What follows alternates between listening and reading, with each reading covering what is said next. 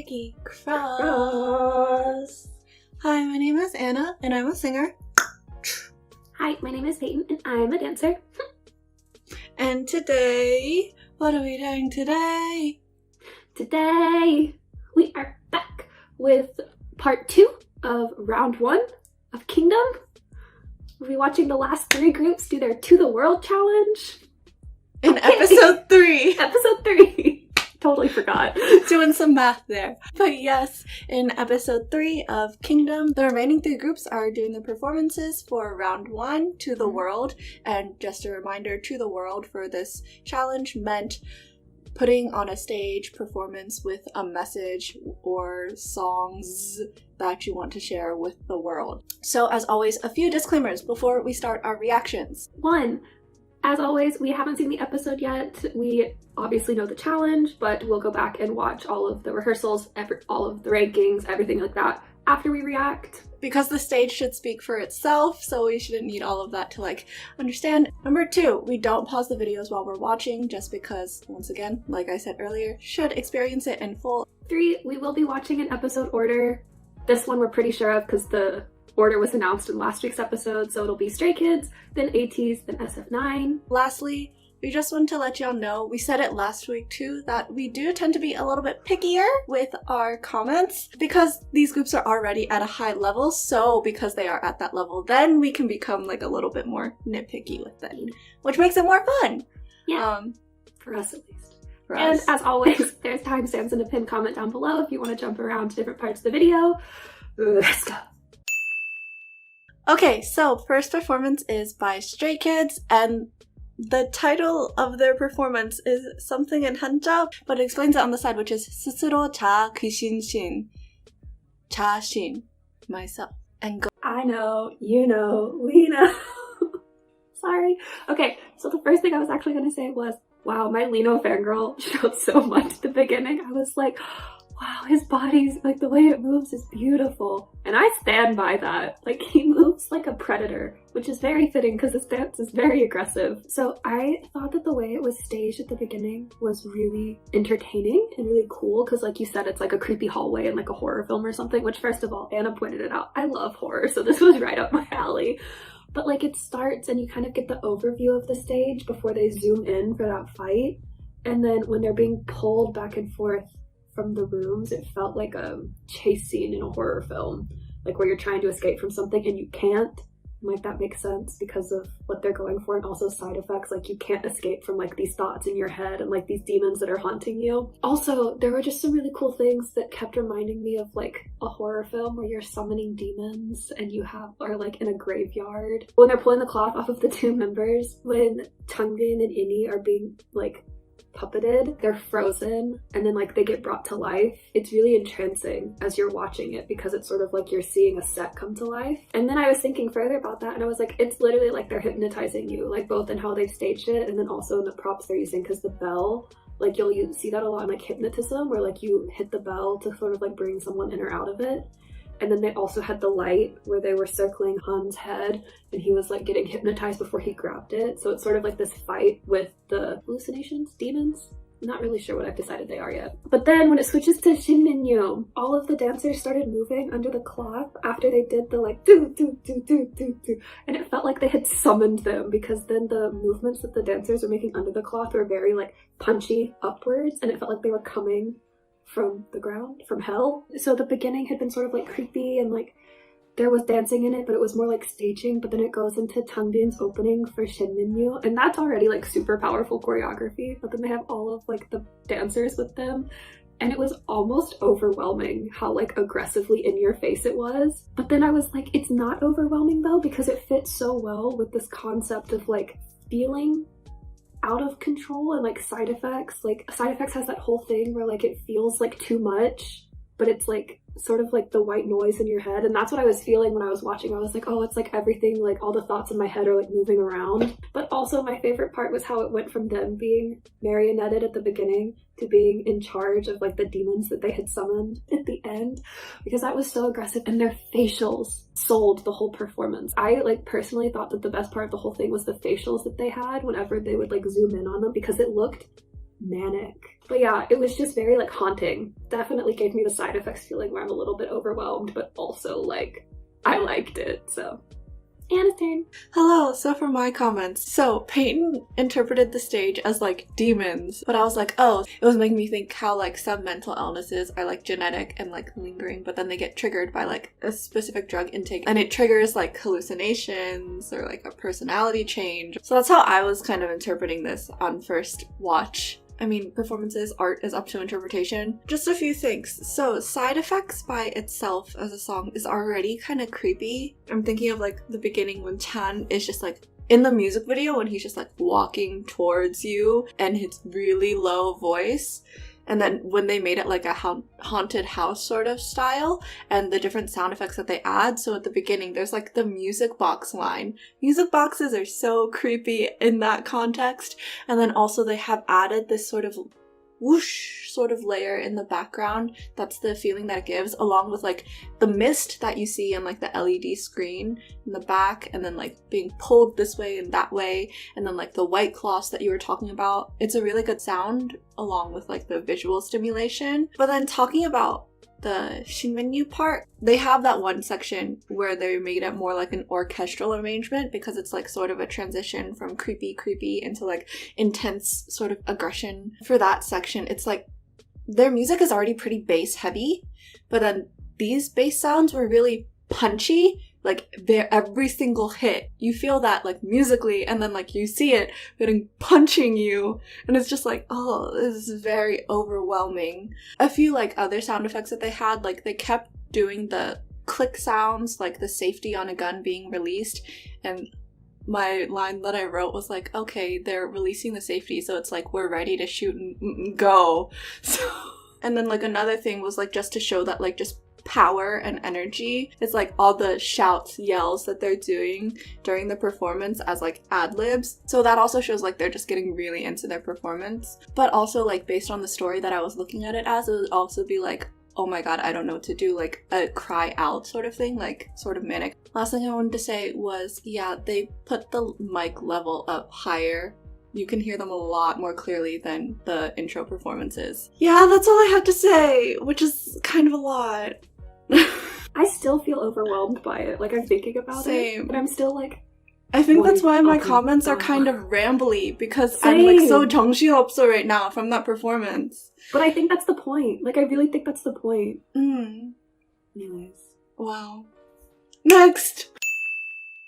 Okay, so for the second performance of today's episode, it was ATEEZ performing their To The World Challenge, which was a remake of their title track Wonderland, and it's called Symphony No. 9 from the Wonderland. This is my favorite ATEEZ title track, so I'm really excited. Let's go.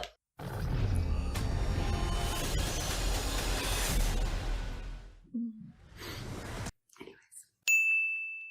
First thing I'm going to say is, obviously they stuck with their pirate theme. Since the challenge though is to the world, and this is supposed to be like something that you want to show to the world, I'm actually glad they did. And I think part of it is that their stages are going to connect, but also since this is like something you want to present to the world, I think sticking with their like group theme was a really smart decision. But then talking about the storyline, this is how I'm interpreting it at least. For those of you who aren't ATEEZ, ATEEZ is one of their like versions of themselves in their canon story with the black hat. He comes in and he gives Hongjung something, like he's giving him a message, the scroll. And then Hongjung flips the hourglass, but he flips it backwards. So it's like he's turning time back. And so in my head, I was like, did he get a warning that something bad was going to happen? And they're sort of resetting the intro stage, like the Kraken can't destroy the ship anymore. But also, when he flipped it backwards, I was reminded of in Pirates of the Caribbean, when they flip upside down into the alternate like universe. A lot of things in this reminded me of Pirates of the Caribbean. I have done a pirate ballet before. It's one of my favorite pieces that I've ever been in. And so I have a lot of comments on this, so I'm going to try to control myself. The first thing that I thought like they did really outstandingly in the choreography and in the staging, all of the background stuff that was going on. Because pirate ships and just ships in general, there's a lot of tasks that have to be done and there's a lot of movement constantly. And sometimes when you're choreographing for a performance, you want to focus so heavily on like what's happening in the center, like the focus, that you forget all of like the background, just like people that need to be is like part of the setting, like it's just a moving set. But they had that. They had the people moving the boxes, and they had the different like moving parts of the set, and it felt like a pirate ship that was very busy. So I really liked how that had been incorporated into the choreography without taking away from the focus of the stage. Also, I felt like you could really clearly see the roles that each of the ATEEZ members was playing, like on the ship, like the captain, first mate, that sort of thing. I felt like that was very apparent in the pieces that they had and in the choreographies that they were given, so I really liked that as well. There were also just some like smaller detail things that I really enjoyed, and just like a couple of examples. One, during Sunny's first part, the original choreography is supposed to look like you're spinning a wheel, and so I really liked that when they had him doing that, they had him up on the wheel and like spinning it around, and I was like Other small details, like after Seonghwa shot the Kraken, he like let the gun drag behind him and it unfurled at the same time as the Kraken arm. The camera had stayed on that scene for like a couple of extra seconds, and so he could have very well just like shot and then just like put the gun down, but the continuation of it made it feel more cohesive and like you were going into the next scene of like a movie. Like really, this felt kind of like a movie. But then my last comment, so I liked how they kept the first chorus pretty true to the original. I think it's a good choice. There was a lot going on, and so that was sort of a centering moment where everyone's doing the same choreography.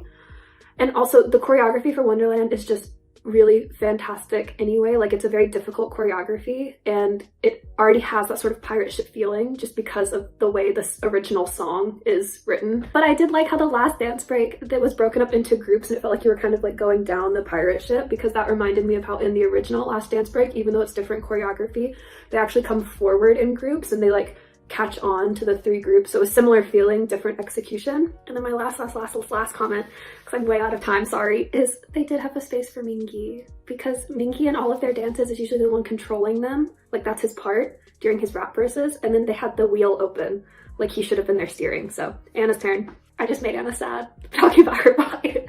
Okay, so for my comments, the first thing that I want to talk about was to clarify. During the whole reaction, I was like, oh, where's this from? Where's this from? I realized like in the middle of it, and then finished that realization immediately after finishing watching the performance that yes, I get that they are referencing Symphony No. 9. Just letting y'all know before everyone like talks about it in the comments. Like, I'm aware now, thank you. Moving on. I felt really silly for that. But I really love how they did that, because like Peyton was talking about how staying true to their pirate theme and everything, I'm like, Wonderland to me is their most like piratey, shanty-esque song. And actually like because of that, I'm glad that they did keep a lot of the original song in it. Like there are parts where you just hear like the song itself, nothing added, and then there are parts where it's the song itself plus like hints of like the symphony that it's referencing. So you were saying it was like a movie. I was like literally the whole time I was like, oh my gosh, 진짜 like musical 같아, because the storytelling was so clear, and also like the way, like I'm just thinking about like the scene changes, like you were saying, Seonghwa's, I was thinking about like when Woo-young goes in between like the flaps, and then all of a sudden it's like, oh, there's the Kraken. Like it's the scene change into like the conflict that's happening. One thing to talk about that I kind of want to explain, when I said during Sunny's part, I was like, oh, that's some really aggressive singing, because he doesn't usually sing it that way. He was really getting into character.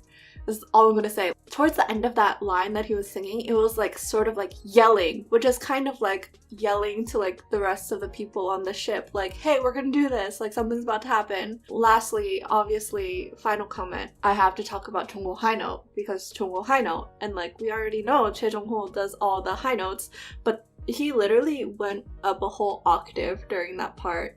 He starts at a B, ends on a B, the octave above. One thing that really helps with how he did it, since he is going up so high, like that is reaching the extremities of his vocal range, is that he's essentially just going up the scale. So instead of just doing leaps, like an arpeggio, like instead of just going do, mi, sol, do, that would be difficult. It's like he's singing a scale. So he starts on do, and then there's like a very short re, and then mi, so it's do, re, mi, and then fa, sol, and then you skip la, and then ti, do.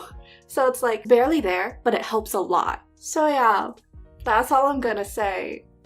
It's freaking insane. Next. Alright, so last performance of this episode for round 1 is SF9 doing Jealous,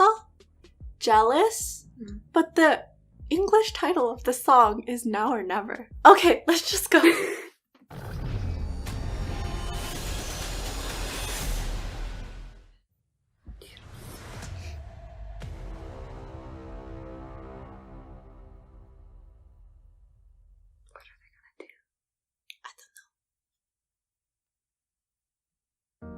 What is that?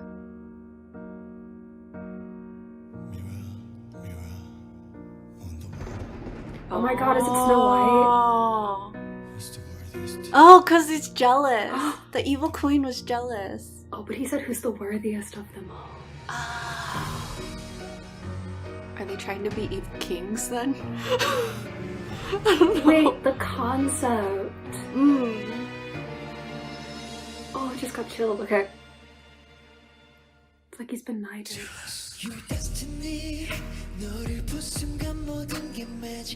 Oh, also so that people know, this is my favorite SF9 title track.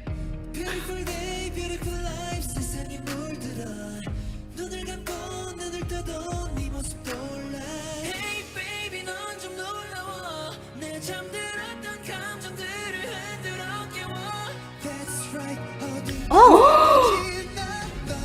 Wait, huh?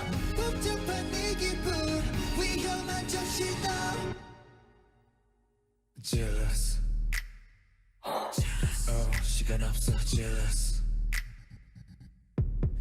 Baby 거기서 jealous.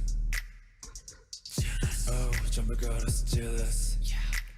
꼭 널 갖고 싶어. 한순간도 머릿속을 떠나가질 않아 곤란해. Oh, that hand was cool.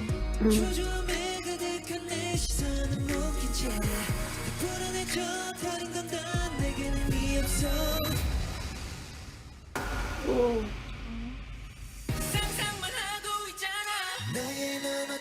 The way they keep moving them. Yeah. Oh, they're like clear. Oh, that's really cool. Oh, I'm so excited. Because wasn't Tani dancing on the other side of them earlier? Oh. Oh.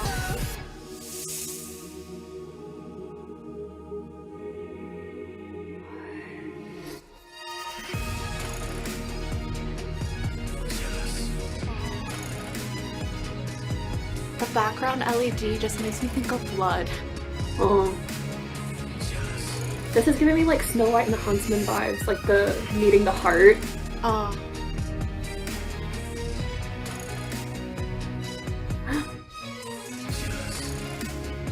The like little flashes of green light every once in a while though.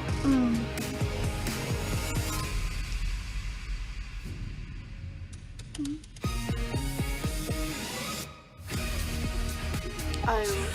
시간 없어. Jealous. Baby 거기서 jealous. Oh, 전부 걸었어. Jealous. Like you don't care. 아슬아슬하게 줄다리기 하는 나를 내태워. 비틀비틀 흔들리는 내 인생의 불을 당겨서 시간 없어. Jealous. Baby got me crazy. Baby 거기서 jealous. Electric.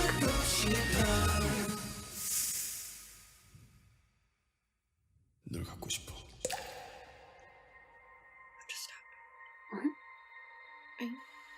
Oh, the filter. What is happening? the What did lighting. that do? Is Leon gonna sit on the throne? Is he the evil one? What?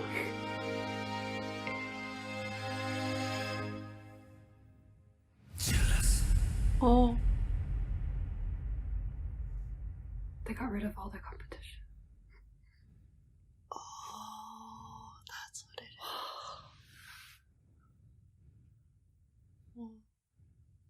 Oh, he poisoned them. Yeah. Okay.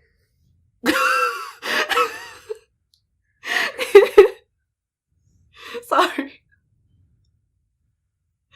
It's really long. They have a lot of members. Oh.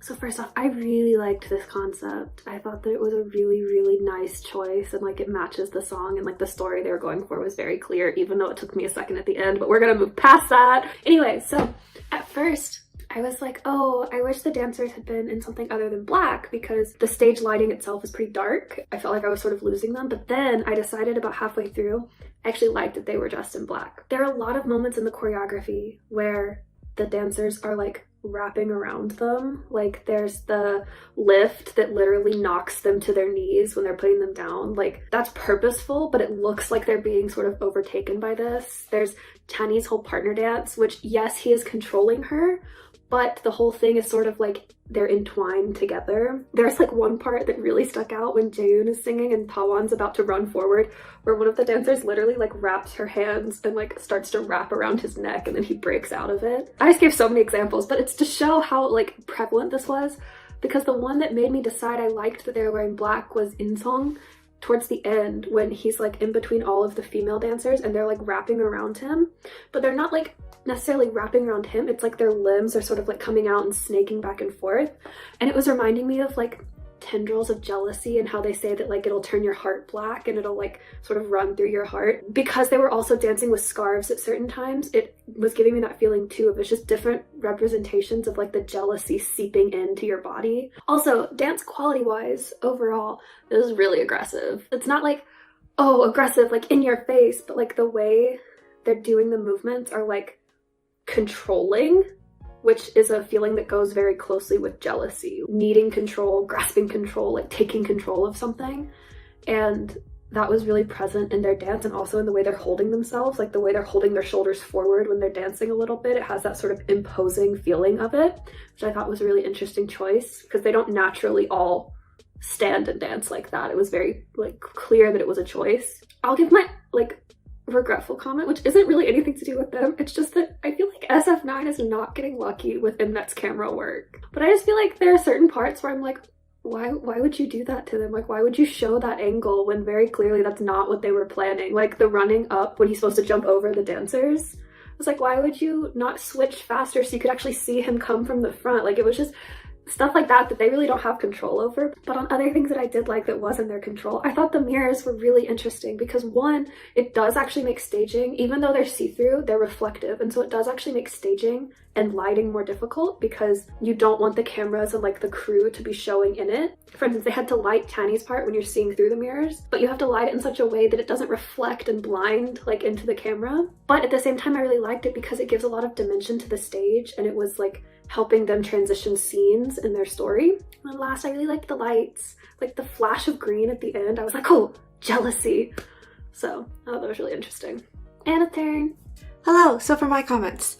Oh, I really loved the storytelling in this one. The thing with this storytelling, it wasn't like, oh, using this different setting, like stage setting, to show the different scene, but I was really feeling it like through the way that they were acting and like the dancers, how they were interacting with the dancers, and also musically I felt it so much. And I'll go into a whole thing of how I felt that through the music later in a little bit. Other comments first. I noticed that a lot of groups on this season are doing a lot of orchestral arrangements and like including a part of it as an orchestral arrangement, which is interesting. And for this round, SF9 did their whole song, basically their whole song as an orchestral arrangement. So the beginning, before they like get into the actual singing part, sort of intro, is in 3/4. It's 3/4 is the time signature for a waltz. But with the lighting and everything and the way that the instruments are playing, it feels like a twisted waltz, which is like very fitting for the concept and like waltzes you associate with like kingdoms of all. Another thing that I really liked was the contrast when you go into Chanye's solo part, because you've been going from like this orchestra sound to all of a sudden complete silence and complete darkness, and then the solo light comes on and like musically when it starts playing, it's very bare as well. It's basically just like the doo-doo and then the whisper, very haunting whisper, and the bass sound is very deep distortion. The female dancer is like asleep and that's what the bass feels like, and then the haunting whisper is like Chanye controlling.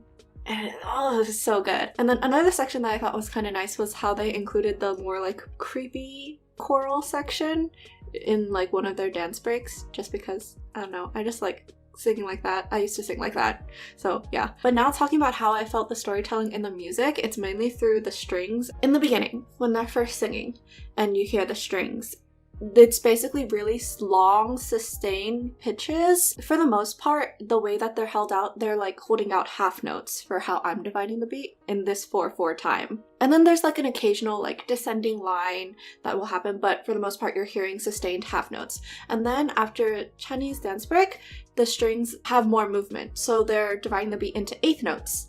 And then in the second pre-chorus section, it's mainly just like hits because like conflict is building, like something is about to happen. And then during their dance break sort of section, after the little choral part, it's very frantic and you hear all these constant like descending line of 16th notes in the strings. So you can hear how they're getting more like, something's happening just musically. So I just thought that that was really cool. If you just like listen to the song, you can hear the storytelling. Yeah, I really liked how they did the arrangement for this song. And that's all I have to say.